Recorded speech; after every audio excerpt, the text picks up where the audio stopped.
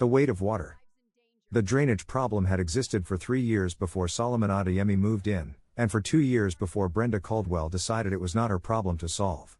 He discovered this in the order that such things are discovered, first as a personal inconvenience, then as a professional observation, then as something more serious than either, with the particular trajectory of a man who had spent 30 years at Denver Water Authority learning that the distance between inconvenience and catastrophe was measured not in magnitude but in time. He had moved to Cedarbrook Crossing in March, a planned community of 160 townhomes in southeast Denver, well maintained in the way of places that had been well maintained long enough that the maintenance had become invisible, indistinguishable from the original condition. He had chosen it for the single-story unit, the covered parking, and the south-facing rear patio that received 4 hours of direct afternoon sun, conditions that mattered because Kofi lived with him, and because the world that accommodated Kofi's wheelchair was a world organized around a set of physical requirements that Solomon had spent 9 years learning to assess before committing to anything. Kofi was 28. He had been, before the accident at 19, a competitive swimmer, fast and specific in water, the way people are when they find their element early. The collision at a recreational diving event had been no one's fault in any satisfying legal sense, which meant its consequences were distributed entirely onto the person who had experienced them. 8 months of rehabilitation. A chair he drove with the confidence of someone who had decided, as his mother had decided about her own difficulties, before she died, that the chair was a tool and not a statement. Solomon had watched this decision form and had recognized in it the quality of a person who was going to be all right. Not easily. Not without cost. But fundamentally. He had also spent 9 years modifying every living environment they shared to be actually accessible, not compliant in the way of minimum standards satisfied on paper, but accessible the way a well-designed space was accessible, which was without the specific daily effort that announced to the person expending it that the space had been built for someone else. The south-facing patio had been a deciding factor because Kofi prayed in the morning. He had started this after his mother Adeze died, 7 years ago, a stroke that had been quiet and sudden and had reorganized both of them around her absence in ways they were still discovering. The morning practice was not performed and not announced. It was private in the way of things a person does because they need to do them, requiring only space and light and the specific outdoor quiet that was different from indoor quiet in ways that mattered to him. The patio at Cedarbrook Crossing was, in March, exactly what it appeared to be. The first rain changed things. It rained on a Thursday in April, a standard Colorado spring storm, 2 inches in 4 hours. By the following morning, the patio had standing water. Not a puddle. A sheet, 3 inches deep across the entire surface, persisting for 36 hours after the rain stopped. Kofi came to the back door and looked at it. He was quiet in the way of someone running an assessment, calculating traction, resistance, risk. He was, by profession, a software engineer who spent his days finding errors in systems other people assumed were functioning correctly, and he brought the same methodology to the physical world he navigated. He turned his chair from the door. "I can't use it," he said. "Not complaint, information." "I know," Solomon said. "The traction is wrong," Kofi said. On wet composite under 3 inches of water, if a wheel slips at the wrong angle, he stopped. He did not need to complete the sentence for his father. Solomon went outside and looked at the patio with the attention he had given to 30 years of stormwater systems. He looked at the grade, the slope, or rather the absence of it. He looked at the drain, designed by someone who understood drainage as a concept rather than a practice. He looked at the soil beyond the patio edge, and at the HOA's shared green space beyond that, and at the way the entire rear section graded toward the back rather than away from it. He was a hydraulic engineer. He looked at Cedarbrook Crossing's rear drainage configuration the way he looked at all drainage configurations, as a system, with inputs and outputs and failure modes. What he saw was a system designed adequately for 1987 and not updated for the present, not updated for increased precipitation intensity or for the soil compaction and settling that had redirected runoff in ways the original design had not anticipated. The patio flooding was a symptom. The system was the problem. He submitted a modification request to the Cedarbrook Crossing HOA, a formal application, 11 pages, with hydraulic analysis, proposed drainage improvement specifications, cost estimates, and a cover letter explaining both Kofi's situation and the broader system issue. The response came 2 weeks later. "Dear Mr. Adeyemi, the Architectural Review Committee has reviewed your application for exterior drainage modification at 44 Cedarbrook Lane. The committee appreciates your thoroughness but has determined that the proposed modifications are inconsistent with our community's established infrastructure standards and may create maintenance complications for adjacent units. Additionally, the committee does not believe the drainage conditions you describe represent a significant deviation from normal seasonal variation. Your application is denied." Solomon read it twice. Normal seasonal variation. He had modeled the drainage behavior of the rear section with the same methodology he had used for 30 years. The standing water was not normal seasonal variation. It was a predictable consequence of a degraded system operating outside its design parameters. He set the letter on his drafting table and looked at it. Then he opened a folder on his laptop. He labeled it CC Documentation. He typed the date and began. The HOA's quarterly meeting was in April, his first. He arrived early and sat near the back, watching the room fill. Brenda Caldwell ran it from the front, 61, silver-haired, the composure of someone who had been managing rooms for decades and had made the management invisible. She had been HOA president for 7 years. She deflected questions with warmth and had a way of looking at residents who raised concerns that communicated, without any particular word, that the concern had been assessed and found within the range of things she already handled. She looked at Solomon when he entered. A brief calibration, the assessment of a person categorizing a new variable. He had seen this look in professional settings for 30 years. He knew what it was doing. He filed it and listened. The treasurer, Gary Weiss, accountant's precision, presented the financial report. Solomon listened to the budget line items the way he listened to all reports, looking for what was present and what was absent. Infrastructure Reserve Fund, $87,000. For a community of 160 units built in 1987, with aging subsurface systems. He wrote the number down. After the meeting, at the refreshment table, a man named Robert Kamani found him, white-haired, early 70s, the open directness of someone who had been watching new residents arrive for years and had decided they deserved orientation. "You're the new one at 44, Robert said. Solomon Adeyemi. Hydraulic engineer, 30 years at Denver Water Authority. Robert Kamani. Retired contractor, 12 years here." He looked at Solomon's notepad. "You took notes." "Habit," Solomon said. Robert glanced toward the front of the room, where Brenda was speaking with Gary Weiss. "I raised a drainage concern at the last 3 quarterly meetings," he said. "Each time, Brenda told me it was being monitored by the Infrastructure Committee."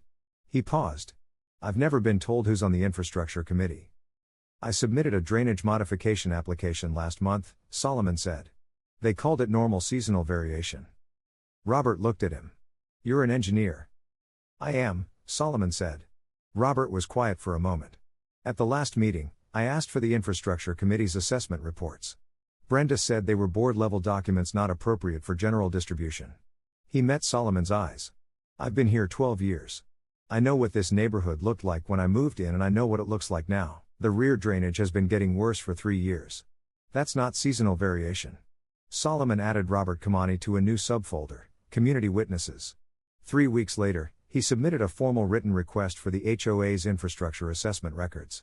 The records arrived 14 days after that, the statutory maximum.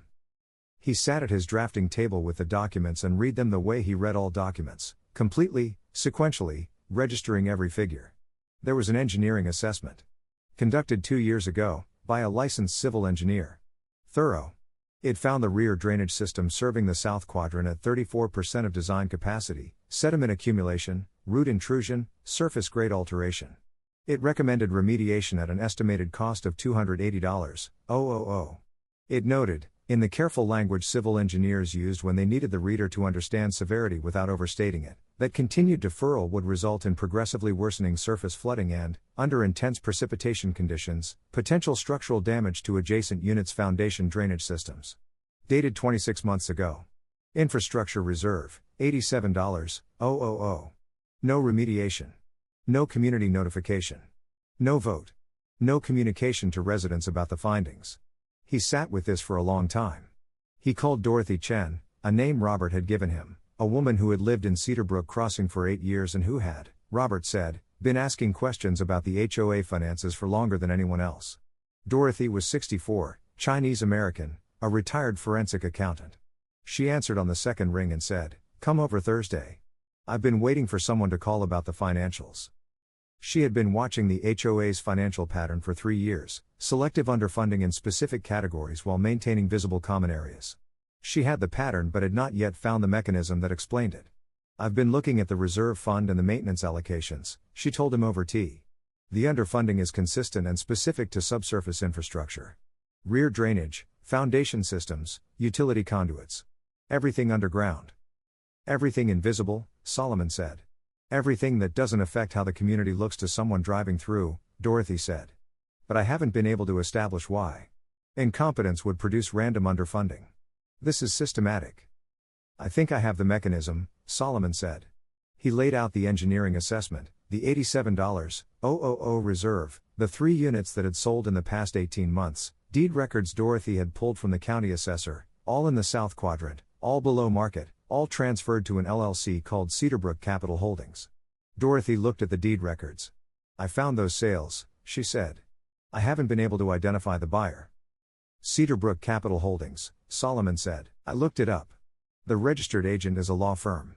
No public officer listed. He paused.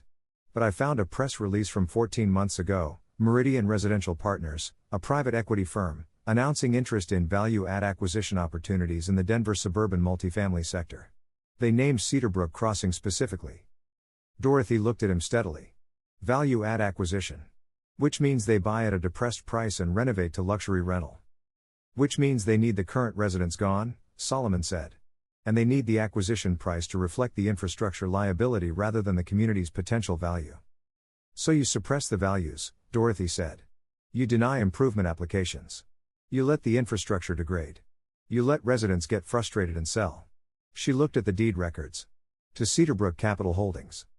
Which I believe is Meridian Residential Partners' acquisition vehicle, Solomon said. They sat with the document spread between them. Solomon thought about what the picture meant, not abstractly, but specifically. The South Quadrant. The drainage system at 34% capacity. The engineering assessment filed and hidden. Kofi at the back door, looking at 3 inches of standing water, saying, I can't use it. She denied my drainage application, Solomon said, because approving an improvement in the South Quadrant would either reduce the infrastructure liability, making the acquisition less attractive, or require explaining why individual drainage needed improvement while she was telling residents the system was fine. He paused. My application was inconvenient for the transaction. Your son can't use his patio after rain, Dorothy said. She said it as what it was, not rhetorical, not for effect. Just the specific thing that had been done, named accurately. He prays out there in the mornings, Solomon said. He's done it since his mother died. He can't do it after rain. Because of a drainage system the board has known was failing for 26 months and has chosen not to repair. He paused. That's the specific harm. I want it in the record as specifically as it happened. Then let's make it undeniable, Dorothy said. He needed the purchase agreement. The financial connections he had assembled were circumstantial. What he needed was a document establishing that Brenda Caldwell had made a formal commitment to the development scheme without community authorization. He asked Kofi. He explained what he was looking for, any public filing establishing a formal agreement between the HOA, Brenda Caldwell, or any Ashworth, no, any Caldwell-affiliated entity and Meridian Residential Partners or its acquisition vehicle. Kofi listened without interrupting and said he would look. He worked for 2 days, methodical, patient, the specific discipline of a software engineer who understood that finding something in a large data set required not speed but the correct search parameters. Solomon had provided the entity names and the relevant time frame. Kofi reduced the search space from the entire public record to a set of connected filings, and in those filings he found it. A UCC financing statement in the Colorado Secretary of State's database, filed by Meridian Residential Partners against Cedarbrook Capital Holdings, referencing a purchase and sale agreement dated November 14 and a management transition agreement for a property described as Cedarbrook Crossing Planned Community, Denver County. Filed 6 months ago. Before any resident vote. Before any community notification. Kofi came to the kitchen doorway. There's a signed purchase agreement, he said. 6 months old. Solomon looked at the screen. There's also a covenant, Kofi said. The HOA agrees not to undertake any infrastructure improvement exceeding $50,000 prior to closing without buyer approval. He paused. The $280,000 drainage remediation requires buyer approval. Which the buyer would not give. Because the buyer wants to acquire with the liability intact. After buying at a price that reflects the liability, Solomon said. After buying at a price that reflects the liability, Kofi confirmed. Solomon looked at his son, at the 28-year-old who had spent 2 days finding the document that established what was being done to their home, using the tools he had built over years of professional work, in service of something that was both about everyone in the South Quadrant and specifically about a patio and a morning practice that had been taken from him. Thank you, Solomon said. It's a public filing, Kofi said. I found it because you gave me the specific entities to search. Without that, it could have stayed hidden for years. He looked at the screen for a moment. She signed this 6 months ago. My application was denied 4 months ago. She knew, when she wrote normal seasonal variation in that letter, that she had signed a covenant preventing the remediation. Yes, Solomon said. She knew exactly what she was doing. Kofi was quiet for a moment. Then he looked at his father with the directness he had inherited from his mother, the specific willingness to say true things plainly. I want to be at the community meeting. Not in the back. In the front. You'll be in the front, Solomon said. He called Rachel Goldstein, a civil rights attorney Dorothy had recommended, who had handled HOA law for 16 years and who answered his call the same evening he found the purchase agreement. I need to walk you through what we have, Solomon said. Send me the folder first, Rachel said. I'll read tonight. She called back at 7 the next morning. The fair housing violation is clean, she said. Your application was compliant, Diana's, your son's situation is documented. The denial on aesthetic grounds for a disability accommodation is exactly what the Act prohibits. She paused. The rest, the hidden assessment, the purchase agreement, the procedural violation, is civil fraud territory. The question is whether there's criminal exposure. What determines that? Whether we can establish that Caldwell knew the covenant prevented the remediation when she denied your application, Rachel said. Which the timeline establishes clearly. She signed the covenant in November. She denied your application in March. She wrote normal seasonal variation 4 months after signing a document that made remediation impossible without buyer approval. That's not negligence, Solomon said. No, Rachel said. That's a decision. He also called the Fair Housing Office, filed the complaint before the community meeting, on Rachel's advice, because the public health finding needed to be in the regulatory record independently of whatever the community decided. And he called the 3 families who had already sold. He had the names from Dorothy's deed research. He called each one. They talked, as people talked when someone asked them the right questions at the right time, and what they told him was consistent. A pattern of denied applications, accumulating maintenance issues, and offers from a real estate agent recommended by Brenda Caldwell, arriving at precisely the moment when the frustration had reached its peak. The first family, the Nguyens, who had lived in the South Quadrant for 9 years, had sold because their foundation drainage issues had gone unaddressed for 18 months despite 3 formal requests. We thought we were the problem, Linda Wynn told Solomon. Like maybe we were asking wrong, or our unit had something specific going on. We didn't know the whole system was failing. The second, Bernardo Say, 68, who had sold 6 months ago, said, I'm retired. I didn't have the energy to fight. I knew something was wrong and I couldn't prove it, and I thought maybe I'm old and I don't understand how these things work anymore. He paused. You're telling me I was right. You were right, Solomon said. Everything you noticed was real. Bernardo Say was quiet for a long moment. I sold my home for $43, less than it was worth, he said. Because I thought maybe I was too old to read the situation correctly. The third family asked Solomon to call back when he had more. He called back 2 weeks later, with the full picture, and they agreed to be part of whatever came next.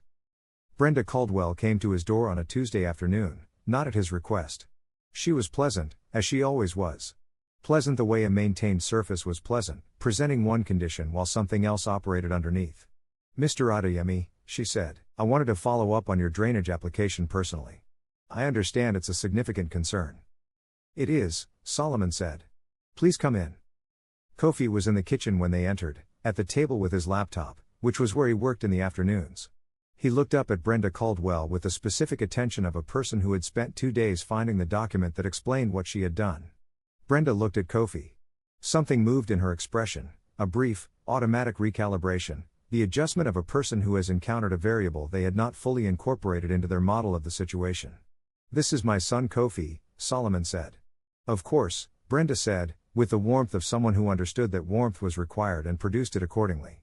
Your father mentioned your situation in the application. We want to be helpful. The patio floods after rain, Kofi said. He said it the way he said most things, without performance, as a statement of fact. I use a wheelchair. Standing water on that surface is a safety risk. My father submitted a detailed engineering analysis with a remediation proposal. It was denied with the explanation that the conditions represent normal seasonal variation. He held her eyes. I've read the engineering assessment from 26 months ago. The one the board didn't share with residents. It doesn't say normal seasonal variation. It says the system is at 34% capacity and requires $280,000 in remediation. Brenda was quiet. I can't use my patio after rain, Kofi said. I can't pray outside in the morning, which I've been doing since my mother died, because the patio floods. Because of a drainage system the board has known was failing for 26 months. He paused. I wanted to say that directly. In person. So it was said. Brenda looked at him, at the 28-year-old in the chair who had just stated, precisely and without anger, the specific harm that had been done to him. Her composure held, but the quality of it had changed. She turned to Solomon. I appreciate your son's perspective. His name is Kofi, Solomon said. And what he said is documented. I'd like to move to what I found in the records.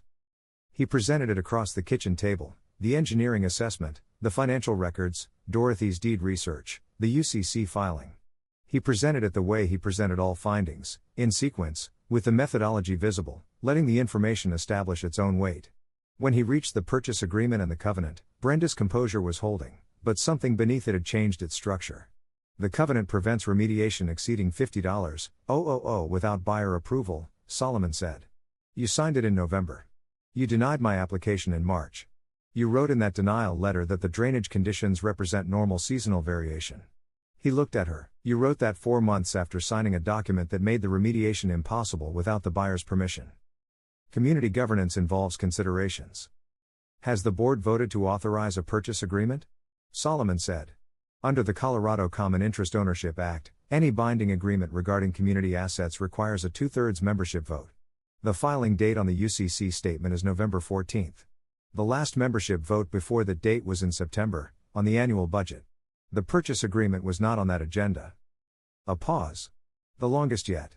We're at a moment of opportunity for this community, Brenda said carefully. There are parties interested in investing in ways that could significantly benefit residents. Individual residents raising infrastructure concerns during a sensitive period could complicate a process that would ultimately. Mrs. Caldwell, Solomon said. You just described my son's inability to use his patio as an infrastructure concern that could complicate a sensitive period. He said it without heat. He had spent 30 years making assessments without performing the emotion attached to them, and this was an assessment. I'd like to continue this conversation with legal counsel present. So would I, Brenda said. She left. Solomon stood in his front entrance for a moment. Then he went to the kitchen, where Kofi had been listening. She called it an infrastructure concern, Kofi said. Yes, Solomon said. Kofi was quiet for a moment. Dad. She looked at me and she saw a complication. He said it without self-pity, with the analytical precision he brought to everything, the precision of someone who had spent 9 years understanding exactly what various institutional actors saw when they looked at him. Not a person. A complication in a transaction. Something to manage around. Yes, Solomon said. That's what she saw. Then the record needs to say something different, Kofi said. The record needs to say that I was here. That I told her directly. That she understood what she had done and chose to call it a sensitive period. It's in the documentation folder, Solomon said. Verbatim, time-stamped, within the hour. Kofi nodded. He went back to his laptop. Solomon went to his drafting table.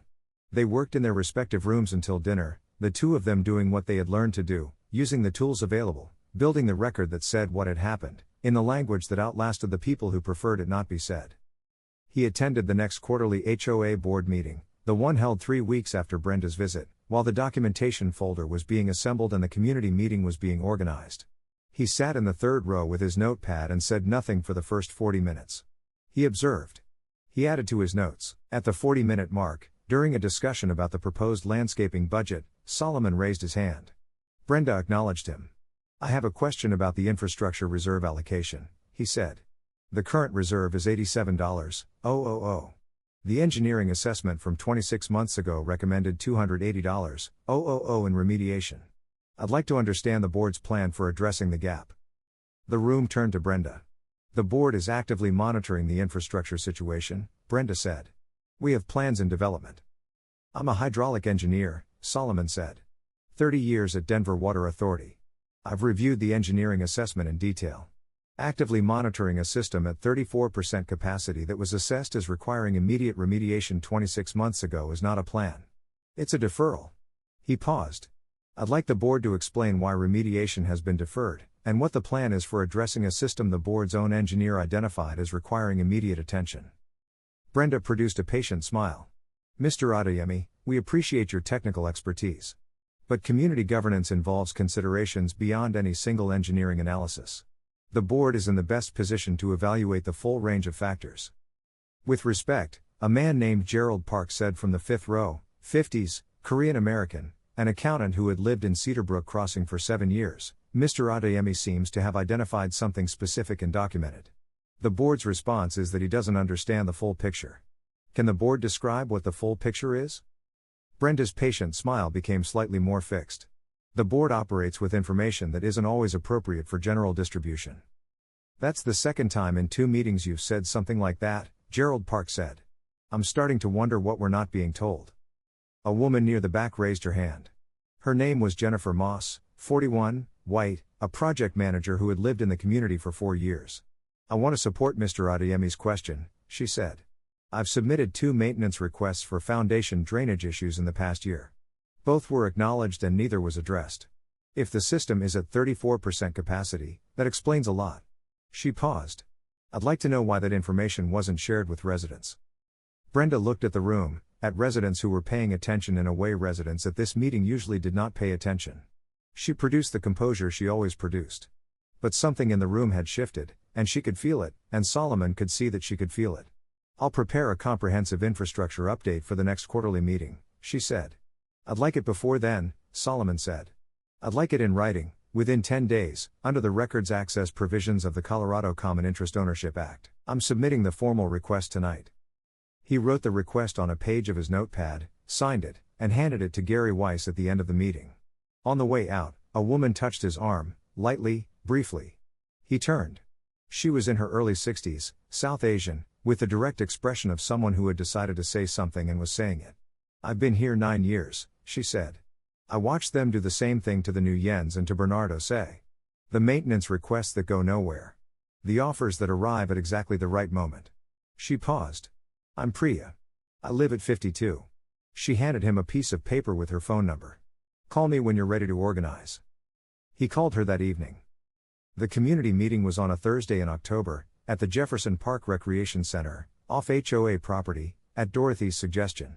64 residents attended. Solomon had prepared it the way he prepared all presentations, organized around the principle that the most persuasive argument was one that showed its reasoning rather than asserted its conclusion. He had been in technical meetings long enough to know that people who understood how you arrived at something trusted the destination more than people who were simply told where to go. Dorothy presented the financial pattern, 3 years of forensic accounting deployed against 7 years of HOA records, the selective underfunding laid out in patient, specific language. Solomon presented the engineering assessment. He presented it as a hydraulic engineer, completely, with the methodology visible, explaining what 34% capacity meant in practical terms, what the failure mode looked like on the model he had run himself. He then presented the purchase agreement. He set copies on the chairs in the first 3 rows before the meeting started, so residents could read along as he spoke. He read the covenant aloud, the provision prohibiting infrastructure improvements exceeding $50,000 without buyer approval, and he let the room understand what it was hearing. The room understood. Brenda Caldwell was in the back row, as she had been at every meeting. Composed. Ready to manage. Mrs. Caldwell, Solomon said. Was this agreement presented to the membership for a vote before it was signed? The board acted within its authority. A purchase and sale agreement for community assets requires a 2/3 membership vote under the Colorado Common Interest Ownership Act, Solomon said. The filing date is November 14th. There was no membership vote before that date. I've reviewed every set of meeting minutes from the prior 12 months. He paused. Was it presented to the membership? The room was very quiet. Brenda said nothing. Gerald Park stood up from the 5th row. He had come prepared. He had called Solomon 3 days earlier to ask what he needed, and Solomon had told him. I want to raise something specific, Gerald said. I moved to Cedarbrook Crossing 6 years ago because it was a well-managed, affordable community in a good location. Over the past 2 years, I've watched the South Quadrant deteriorate while the North Quadrant, where the board members all live, has been fully maintained. He looked at Brenda. I'd like to know whether board members' units are in the South Quadrant or the North Quadrant. Brenda said nothing. All 5 board members live in the North Quadrant, Dorothy said, from the 2nd row. I checked the community directory. The room absorbed this. Kofi had positioned himself at the end of the front row. He raised his hand, and Solomon nodded to him. My name is Kofi Adeyemi, he said. I live at 44 Cedarbrook Lane with my father. I use a wheelchair. My father submitted a drainage modification application 4 months ago because the rear patio floods after rain and I can't safely use it when it does. He spoke with the economy of someone who had thought carefully about what he was going to say and had decided to say only what was necessary. The application was denied. The denial letter said the flooding was normal seasonal variation. He held up the letter. This letter was written 4 months after Mrs. Caldwell signed a covenant agreeing not to repair the drainage system. The board knew, when they wrote normal seasonal variation, that they had already committed to not fixing it. He looked at the room. I want the community to understand what that means. It means that my ability to use my outdoor space, to do something I've done every morning since my mother died, was treated as acceptable collateral damage for a business transaction. I'm saying that because it should be said, and because it should be in the record. The room was quiet in the way of rooms that have heard something true and are deciding what to do with it. Priya stood up from the 7th row. She was, Solomon had learned over the past 3 weeks, a physician, internal medicine, who had lived in Cedarbrook Crossing for 9 years and who had been watching the pattern with the specific attention of someone trained to notice when clusters of events were not random. I want to add something, she said. 3 residents of the South Quadrant have been diagnosed with respiratory conditions in the past 18 months that their physicians have associated with moisture and mold exposure in living spaces. Foundation drainage failure, in a system at 34% capacity, creates exactly the moisture conditions that produce those outcomes. She looked at Brenda. I raised this at a board meeting 8 months ago. I was told the board was monitoring the situation and that and I want to quote this directly, perhaps didn't have the full context for evaluating community infrastructure, which is a specialized area of expertise. She paused. I'm a physician. Mr. Adeyemi is a hydraulic engineer with 30 years at Denver Water Authority. Mr. Osei is a retired contractor who has been raising these concerns for 12 years. At some point, the people being told they lack context need to consider whether the person dismissing them has other reasons for doing so. The room turned to look at Brenda. Rachel stood. She introduced herself, civil rights attorney, HOA law, 16 years, and spent 4 minutes explaining the legal picture: Fair Housing Act violation for the accessibility modification denial, procedural violation of the Colorado Common Interest Ownership Act for the unauthorized purchase agreement, breach of fiduciary duty for the non-disclosure of the engineering assessment, potential fraud claims for the 3 families who had sold below market. She looked at Brenda. The legal process has started. What happens next is up to the community. The vote of no confidence was 55-9. Brenda Caldwell sat in the back row and did not speak when the count was announced. She left before the meeting officially closed, and the door shut behind her with the specific sound of something concluded. Solomon drove home through the October night. He pulled into his space and sat for a moment, looking at the rear section of the community through his windshield, the South Quadrant units, the patio doors, the area where the drainage system was failing, steadily and invisibly, in the way that infrastructure failed when the people responsible for it had decided the failure was acceptable. He went inside. Kofi was at his desk, the focused expression of someone in the middle of a problem. He looked up. 55-9, Solomon said. Kofi nodded. The drainage remediation. Spring? Dorothy is running the emergency board. She'll authorize it next week. The reserve isn't sufficient, there will be a special assessment. But spring? Solomon sat at the kitchen table. Before the heavy rain season. Kofi turned his chair toward the back door and looked at it for a moment. I've been thinking about what Mom used to say, he said. About dignity. Tell me. She used to say that dignity was not the absence of difficulty. It was the absence of having to justify your presence in a space. He looked at his father. That's what was taken from me. Not the outdoor time, I can manage indoor prayer. What was taken was the absence of justification. The sense that the patio was mine, that the space had been built with me in mind, that I could use it without calculating whether I was allowed to. He paused. She understood that.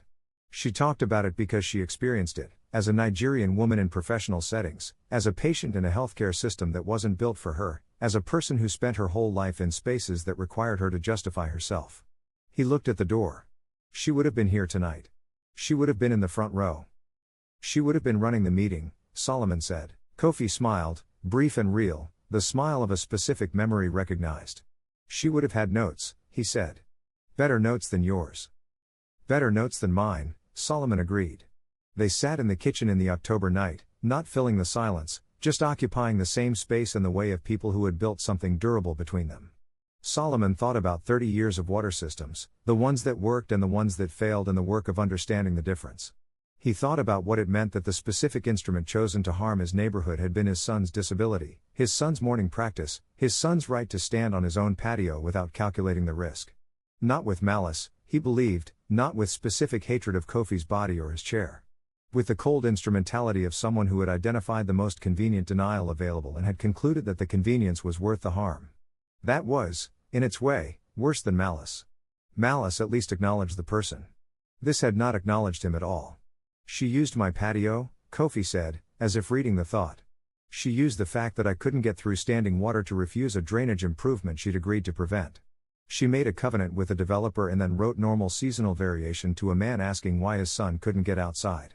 He said it with the same economy he always used, the economy that came from having thought about something until the essential thing was clear. I want that to be the sentence. When people ask what happened here, I want that to be the sentence. It's in the record, Solomon said. Verbatim. It will be in the litigation documents. It will be in the fair housing complaint. It will be in the county assessor's notes on the 3 families who sold.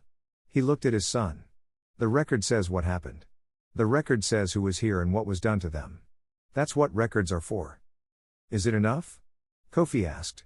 Solomon thought about it honestly. It's not enough to undo what was done to Bernardo Say. To the Nguyens. To the people who sold their homes because they were tired and couldn't prove what they knew. He paused. But it's the only thing that doesn't expire. The harm happened. The record of the harm stays. And the record changes what the next person who tries this has to work against. Kofi looked at his father for a long moment, at the man who had spent 30 years managing water, directing it, understanding the ways it moved and the ways it was blocked and the damage it did when systems failed. Who had spent 9 years building environments that included his son rather than merely tolerating him. Who had arrived in Cedarbrook Crossing in March and recognized a failure in a system and followed the failure to its source because that was what you did when the picture was incomplete. Thank you, Kofi said. For not stopping. You don't stop when you can see what it's doing, Solomon said.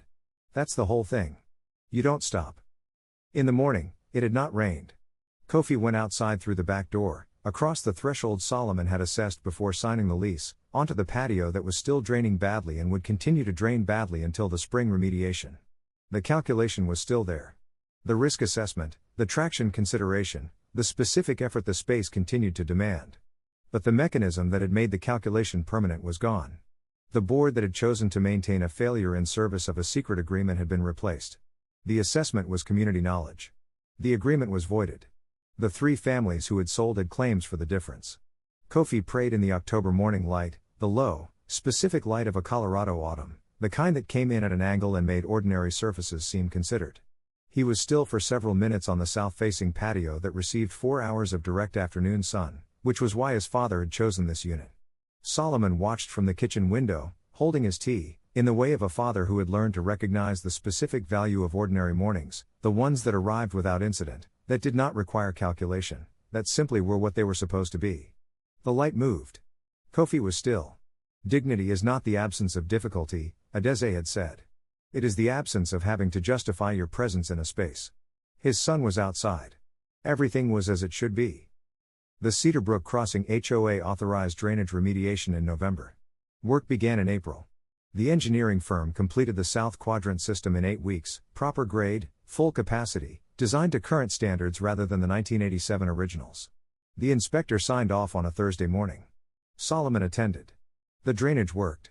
The civil litigation was filed in December, 6 plaintiff households, including the 3 that had sold below market value. Dorothy Chen served as the financial expert witness. The Nguyens received $89,000. Bernardo Say received $43,000. The third family received $61,000. Total recovery, $387,000, plus a community infrastructure fund of $180,000 for ongoing maintenance. Meridian Residential Partners withdrew from the acquisition in January, citing changed market conditions. Cedarbrook Capital Holdings dissolved its Colorado registration in February. Brenda Caldwell did not return to HOA governance. She moved from Cedarbrook Crossing in March. The fair housing complaint was resolved in April with a finding of violation. The HOA was required to adopt a new accessibility modification approval process with mandatory legal review, to conduct a retrospective review of all denied applications in the prior 5 years, and to pay a civil penalty. 6 modification applications from the prior 5 years were identified as improperly denied. All 6 were retroactively approved. One was Bernard Osei's application for a covered parking extension, submitted before he sold, denied without explanation, the denial one of the accumulated frustrations that had contributed to his decision to leave. Dorothy Chen was elected HOA president in January, the first contested election in Cedarbrook Crossing's history. Her first act was to commission a full infrastructure audit. Her second was to establish a resident notification protocol requiring board disclosure of any material infrastructure findings within 30 days of receipt. Robert Kamani joined the infrastructure committee. He had been asking about the drainage for 3 years. He attended every site inspection during the remediation. On the day the final inspection was signed, he called Solomon. "It works," he said. "It works," Solomon agreed. Kofi Adeyemi continued to use the patio in the mornings. After the remediation, the calculation changed, not eliminated, because the calculation was never fully eliminated, but changed. The patio drained. The surface was dry within 2 hours of rain. The space was what it had been in March before the first storm, exactly what it appeared to be. He prayed outside on the morning after the remediation was completed, on a Thursday in June, when the sky was the particular blue of Colorado early summer and the mountains were clear to the west. He did not make a ceremony of it. It was simply what he did. Solomon watched from the kitchen window. He made tea. He thought about water, about 30 years of managing it, understanding it, the ways it moved and the ways it was blocked. About what happened when the systems built to handle it were allowed to fail, and about what happened when someone decided the failure was acceptable, and about the specific cost of that decision paid by specific people who had names and histories and mourning practices and mothers they were still missing. He thought about the documentation folder, filed in his archive beside 30 years of Denver Water Authority project files, beside the stormwater models and the flood assessments and the infrastructure reports that had, each in their way, been about the same thing, understanding what was there so it could be made to work correctly. The folder said what had happened. The drainage worked. His son was outside.